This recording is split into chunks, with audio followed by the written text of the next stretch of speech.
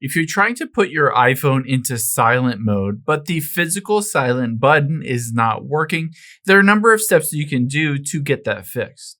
The first thing that we'll do is go into the Settings app of your phone. Once you're in the Settings app of your phone, you're going to look towards the bottom to see if you see an option that says Action Button.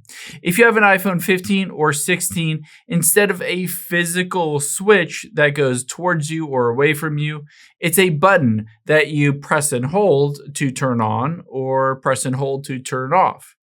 Now, keep in mind that Action Button can be set to different things.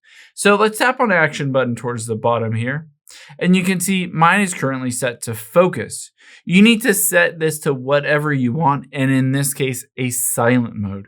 So swipe over to the right to get to silent mode here. Now, if I hop out of here completely, if I press this button, you can see it doesn't do anything. I need to press and hold it to turn silent mode either on, or press and hold it to turn silent mode off, aka ring mode. Again, if you have an older iPhone, it won't work the same. It'll be a physical button that you press towards you or away from you to either silence or not silence, put it on ring mode. Now, if this still isn't working for you to use those buttons, you can head into the settings again, and let's go back.